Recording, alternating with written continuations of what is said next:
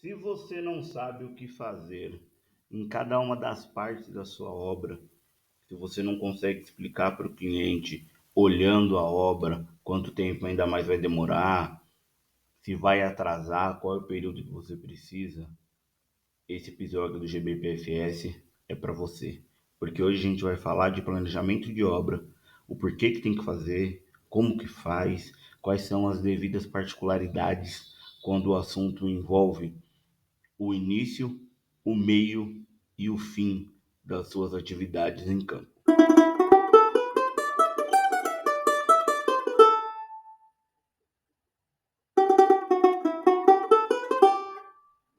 Quando você tem projeto, beleza, você vai lá e segue o projeto, certo?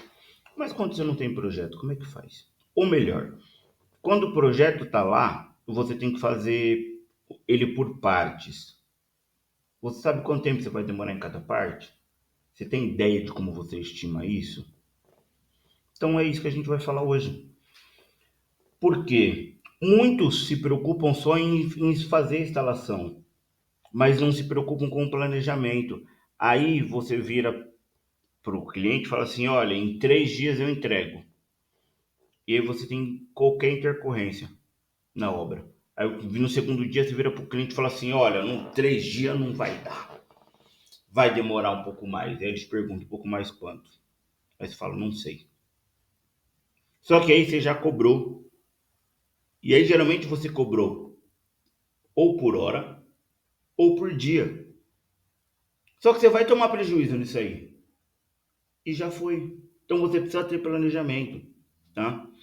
Alguns dias atrás, eu fui visitar algumas obras e o cara já tinha voltado em algumas das obras dele 4 vezes. Só que ele já tinha recebido e a obra atrasou. E ele está tomando prejuízo, e ele vai tomar mais prejuízo ainda, porque ainda não sabe quando é que vai entregar a obra. Porque os equipamentos nem chegaram ainda. Só que ele me deu a obra inteira. Entendeu? Instalação, o startup e a entrega da obra. Só que isso aí já está rodando desde outubro. E não vai acabar em fevereiro, tá?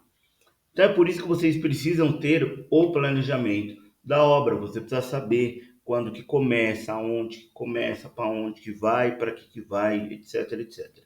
Certo? Só que tem alguns detalhes que você precisa levar em consideração.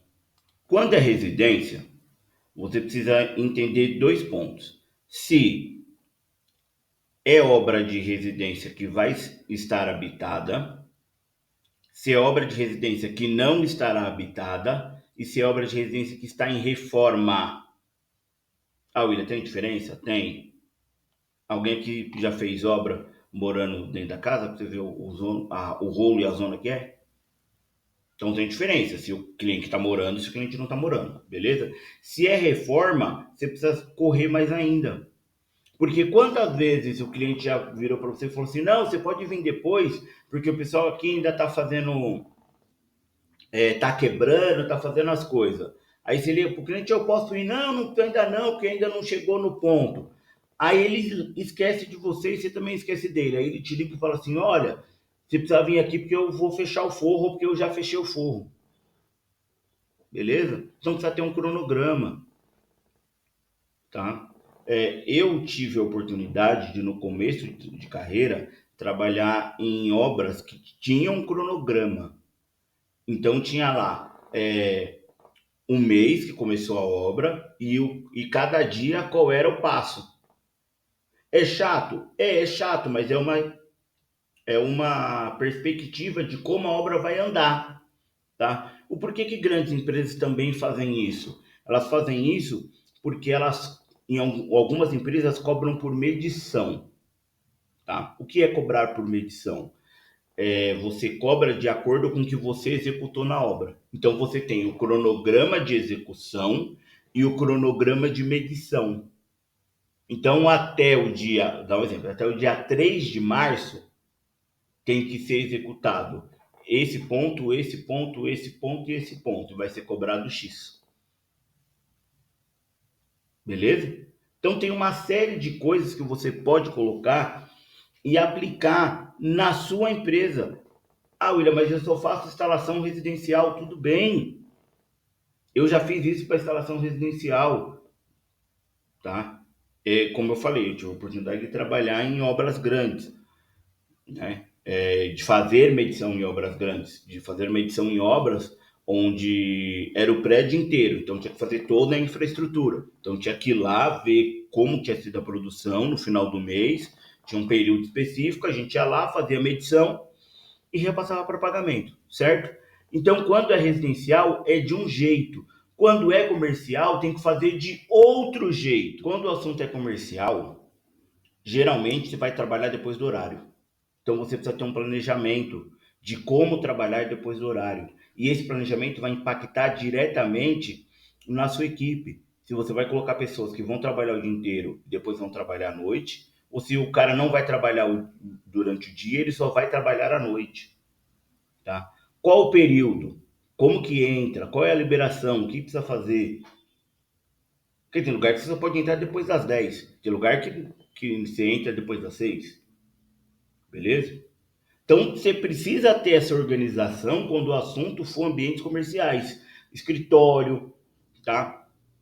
Dentista, clínica médica, dependendo de onde você está, você não pode, dentro do horário comercial, fazer o serviço, porque você impacta diretamente no negócio do seu cliente. Então, você precisa ter um planejamento. Só que precisa parar que esse negócio do planejamento está só dentro da cabeça de vocês. Vocês precisam aprender a colocar o planejamento no papel. E aí, quando eu falo de colocar o planejamento no papel, é realmente escrever. Você vai escrever. Quem vai. Quem não, né? É quem vai executar a obra, mas que dia que a obra vai começar? Tal dia. Quem é o responsável da parte do cliente? Quem é o responsável da sua parte? Quantos funcionários vão? Você vai precisar autorizar a entrada desse cara?